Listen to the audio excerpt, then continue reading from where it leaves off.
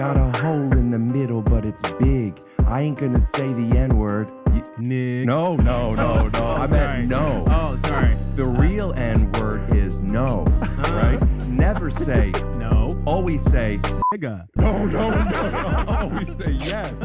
No, Okay, so I have some thoughts about one of the most controversial and misunderstood words in the English language, because I happen to think the linguistics behind it are super fascinating. But just be aware that in our discussion, it's going to be necessary for you to hear the word uncensored at least a couple of times.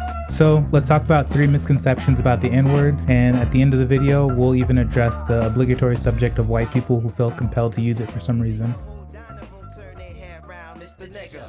Nigga. He got the speakers in the trunk with the bass on. So when it comes to English dialects, one of the major divisions we make is between rhotic and non-rhotic dialects. Non-rhotic dialects are ones that don't pronounce R's at the end of syllables, and rhotic accents do. So you might conclude that pronouncing the hard R is just a matter of having the right or the wrong accent. To see out and be like, yo, that's that nigger, you know what I'm saying? But there's a couple problems with that. I think most people intuitively understand that even though Tom Holland and Jacob Elordi speak non-rhotic or R-dropping accents, them niggas don't just automatically get a pass. And by the same token, while historically Black English in America has been non-rhotic, throughout the 20th century, it's become increasingly rhotic. So while it varies a lot from speaker to speaker and from region to region, there are tons of AAVE speakers nowadays who basically pronounce all their R's. But there are certain words that are seemingly always an exception. You know, when you find out there's a whole science studying languages, there's a couple of questions you'd think they'd have figured out the answers to by now, like how many languages are there? What's the difference between a language and a dialect? And most importantly, like what's a word? But the more you study those questions, the more you realize that the answers to them are actually a lot more complicated than you think. For example, there are words that start off as just dialectal variations of each other, but over time, in addition to having different pronunciations, they grow to have different uses and even different meanings from each other. So when you look at the way nigga and nigger are pronounced, used, and the meanings associated with each of them, for all intents and purposes, they function as 2 different words. Kind of. Sometimes. It's complicated. We'll talk about it later. But speaking of meanings,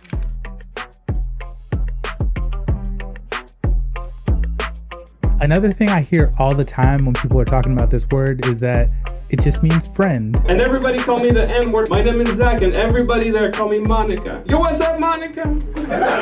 Whenever somebody says the N-word in a movie, the translation says friend. That's what we all learn in Europe, right? It has sprouted what is in effect another word that doesn't mean subhuman. It means buddy. And while I get where this is coming from, I'm going to say that's basically wrong. Hear me out. The context where it's used to mean friend is basically only when it's following the possessive pronoun my. Jesus Christ is my nigga. And outside of that context, it basically just means guy or dude. And as a matter of fact, those same words, guy and dude, can also be used to mean friend when they're paired up with the word my. He's my guy. Rest in peace, my dude. So rather than the meaning of friend being an intrinsic meaning to the word nigga, to me, it just seems like English has this device where we can take one of these words and add a possessive pronoun to convey the idea of friendship. And yet, despite that fact, this is the only one of these words that has a special entry in Wiktionary calling out this supposed meaning. And while we're on the subject of meaning, I think the word is actually a really good demonstration of a concept known as semantic drift. I think we all are intuitively aware that words have different meanings and that words change meanings over time, but I don't think we necessarily all think about the mechanics of how they actually do that. But linguists do, and they've actually come up with several ways of classifying the types of change that can happen to a word and the potential causes. And from its earliest definitions, this word meant a Black person. Now, I should of course note that I'm talking about the denotation of the word. Obviously, given the incredibly racist context in which its usage proliferated, it carried a bunch of negative connotations by the people using it. But starting from that literal meaning, the word nigga seems to show 2 opposite forms of semantic drift occurring at the same time. One type of semantic drift is narrowing, where a word acquires a more specific meaning than it originally had. Now take a look at the following clip and see if you can spot what it means in this context. Now, if you go to a party and it's straight niggas, then I say a good 7 times out of 10, it's about to get lit Yeah. Did you catch it? If you're not a regular user of the word, you may not have realized that not only does the word typically refer to males, it can also be used specifically to mean males, men, as opposed to females, similar to the words guy and dude that we mentioned earlier. Like, bro, dudes don't go to parties for other dudes. But at the same time, the word has undergone the opposite process of widening. How so? Well, it comes down to the other element of that definition that we gave earlier.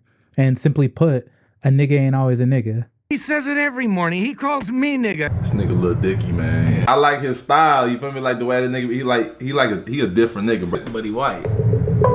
No matter. Nigga still a nigga. So while the word definitely can be used specifically to refer to a black person, in practice, the word is used to mean a person, almost always male, often black, but not necessarily. Now, where it gets super interesting for me is the semantic changes that this word has undergone in other languages. In Haitian Creole, the word neg comes from the French word nègre, which means the same thing. But in Creole, this word is basically fully transitioned to essentially race-neutral term for guy or dude. Of course, it obviously can be used with a racial sense too, but I would say 99% of the time, it's used completely neutrally. And also, speaking of that French word nègre, it's also the French word for ghostwriter, which will just never not be hilarious to me. We don't want to hear you say nigga no more. Stop. Given that earlier I said nigga and nigger essentially function as two separate words, there are a lot of people who would wonder, well, why can't I say nigga then? I just don't understand it. And I'm trying to understand it. I need help. Yes, I use nigga. I've used it. Well, pragmatics is a branch of linguistics that looks at how context shapes so much of the meaning of what we say. So in addition to their literal meanings and their connotations, the words that we use can be making a statement about ourselves, what we think, or who we are. And generally, as things currently stand, when a white person chooses to use the N-word, they're generally making one of two subtextual statements about themselves. One, I'm using this word to indicate that I'm into racism and I'm interested in as many people knowing that as possible. You're too loud. We're too loud.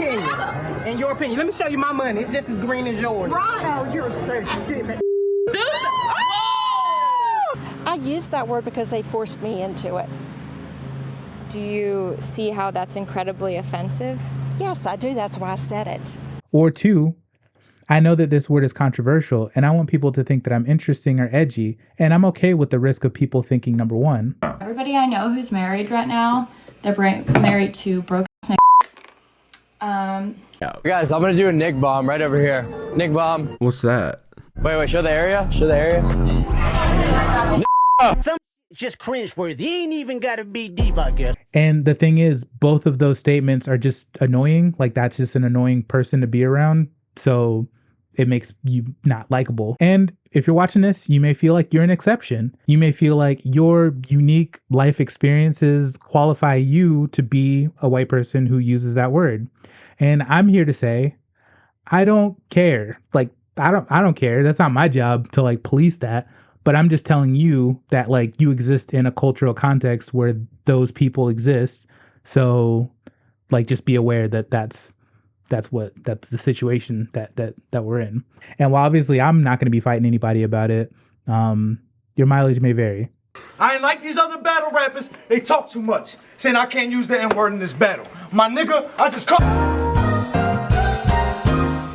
So if you enjoyed this video, hopefully you like one of these other videos about Black English. I've been Daniel. Thank you for watching. See you on the next one. Bye. There's been a lot of controversy surrounding the usage of the N-word in this movie, and no, nobody, none. The word would be. Oh, I don't want to say it. Why not? I don't like to say it. Have you ever said it? No, sir. Try it. I don't like to say it. Try it. Really? Seriously? We're not gonna have this conversation unless you say it. You want to move on to another question? Okay. Awesome. I put the H on it to emphasize it's nigga. That, you know, nigga this, nigga please. Nigga, can you lend a nigga a pencil? Last week in lunch, Riley says to a classmate, "Can a nigga borrow a French fry?" And my first thought wasn't, oh my God, he said the word, the N-word. It was, now how is a nigga gonna borrow a fry? Nigga, is you gonna give it back?